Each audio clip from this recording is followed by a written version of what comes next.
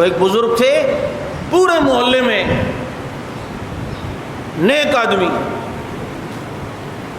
اب اس علاقے میں 2 سگے بھائی تھے, ان کو کہیں جانا تھا تجارت کے لیے, 4 5 6 مہینے 1 سال کا سفر ہوتا تھا, 1.5 سال بعد آتے تھے لوگ.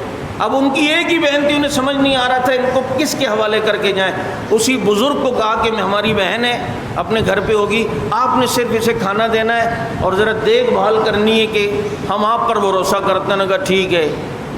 1-2 مہینے تو دروازے پہ کھانا رکھ کے ٹھک ٹھک کر کے چلے جاتے, وہ دروازے سے کھانا اٹھاتی. اب شیطان نے دل میں بیج بونا شروع کیا, یار اللہ کی بندی اکیلی ہے اتنے عرصے سے, صرف حال تو پوچھ لیا کرو, اور کچھ نہیں, حال تو بیچاری کا کچھ وہ تو نہ ہو نا کہ یار بالکل اکیلی محسوس کرے اپنے آپ کو. پھر کھانا رکھتے اور کیا حال ہے آپ کا, خیریت سے, وہ پردے میں کہتی ہاں. اب آواز آ گئی نا. پھر کچھ عرصے بعد کہا کہ جی تھوڑی سی اور باتیں ہو جائیں تاکہ اس کا دل بہل جائے اور جناب یہ انسیت محسوس کرے. پھر حال احوال کے بعد پھر مس کال, یعنی حال احوال کے بعد پھر تھوڑی سی اور باتیں. پھر کہا چلو میں نظریں نیچے کر کے تھوڑی دیر بیٹھ جایا کروں گا اس کے قریب. بیچاری ہے, اب یہ بیچاری کر کے جو ہے نا ہمارا حال یوں, ایسے کتنے کیس ہمارے پاس ہیں.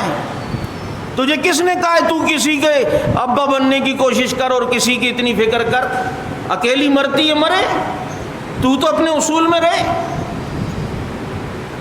تو اپنی آخرت کیوں خراب کر رہا ہے؟ تیرا جتنا کام ہے اس کی زندگی بچانا بہت اتنا کر. پھر قریب بیٹھنے بھی لگے. پھر جناب آہستہ آہستہ گناہ ہوا, گناہ کے نتیجے میں جو بچہ ہوا, اب اس کو ڈر پیدا ہوا اس کے بھائی آئیں گے تو کیا ہوگا.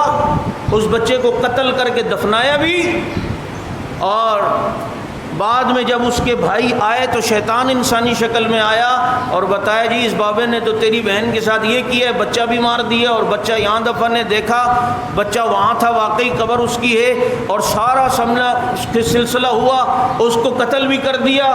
اس بزرگ کو دیکھو اسٹیپ بائی اسٹیپ کہاں سے کہاں تک چلا.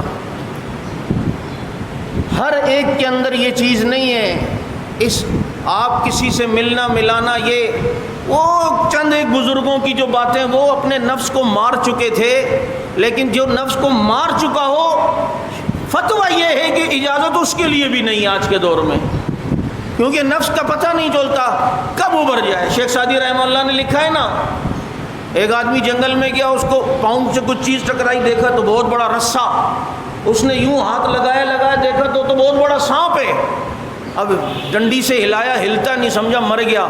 اس کو رسی سے باندھا اور گھسیٹتا ہوا شہر میں لایا, سردی کے دن تھے, اور گاؤں والوں کے سامنے برم مارنے لگا. ادھر گیا تھا, میں نے اکیلا اس کو پکڑا, ایسے اس نے حملہ کیا, میں نے یوں کیا, اور میں نے آخر موڑ دیا اور مار دیا اس کو. دیکھو مار کے لایا ہوں. سارے گاؤں والے اس کی تعریفیں کر رہے ہیں. اب جب تھوڑا سورج نکلا نا, گرمی لگی, تو وہ جو سردی کی وجہ سے ساکت ہو گیا تھا, اس میں تھوڑی حرارت آئی, وہ جو ہلا تو سارے بھاگے, سب سے پہلے یہ بھاگا. تو شیخ سعدی رحمہ اللہ نے فرمایا ہمارے نفس کی مثال بھی ایسی ہے, بعض دفعہ نیکیوں کی سردی کی وجہ سے یہ مردہ ہو جاتا ہے, اور ہم سمجھتے نا بابا اب تو جو بھی سامنے آ جائے ہم گناہ کا سوچ بھی نہیں سکتے. لیکن جب گناہوں کے اسباب کی گرمی لگتی ہے نا, یہ دوبارہ ابھر جاتا ہے, اور دوبارہ اس میں جذبات آتے ہیں, اور پھر یہ گناہوں میں پڑتا ہے. تو ہم بزرگوں کی باتیں تو پڑھتے ہیں, لیکن آپ اس کی کوشش نہ کیا کریں. جیسے بایزید بستامی رحمۃ اللہ علیہ کے بارے میں آتا ہے, ان کے علاقے میں غلط عورت آ گئی تھی, لوگوں کو ٹائم دیتی تھی. ایک دن رات کو یہ بیٹھ کے دیکھتی ہے وہ عورت کہ آج کوئی گاہک نہیں آیا. باہر نکلی تو دیکھا کہ بایزید بستامی رحمۃ اللہ علیہ بیٹھے ہیں. وہ سمجھ گئی کہ ان کو دیکھ کر گاہک واپس جا رہے ہیں شرم کے مارے. جب دیکھا کوئی نہیں, یہ اندر گئے. انہوں نے کہا جی سنا ہے تو ٹائم دیتی ہے تو مجھے بھی دے. کہا ہاں. کہا ٹھیک ہے, یہ پیسے رکھو. آج تو چونکہ میری ہے, میں جو کہوں گا تو وہ مجھے کرنا پڑے گا. اس نے کہا ٹھیک ہے. کہا کہ جاؤ سب سے پہلے غسل کرو, اور اپنے صاف ستھرے پاک کپڑے اندر لے کے جاؤ اور پہن کے آؤ. اس نے کہا جی بابا جی بالکل تیار کروا رہے ہیں مجھے.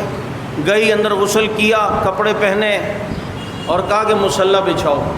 مصلی بچھایا, اور نماز شروع کی، پیچھے یہ دعا میں کھڑے ہوئے، اللہ یہاں تک لانا میرا کام ہے، آگے تک پہنچانا وہ تیرا کام ہے۔ کہتے ہیں وہ جب سجدے سے اٹھی تو اتنی پکی توبہ کر چکی تھی کہ اس دور کے ولیوں میں اس کا شمار ہونے لگا۔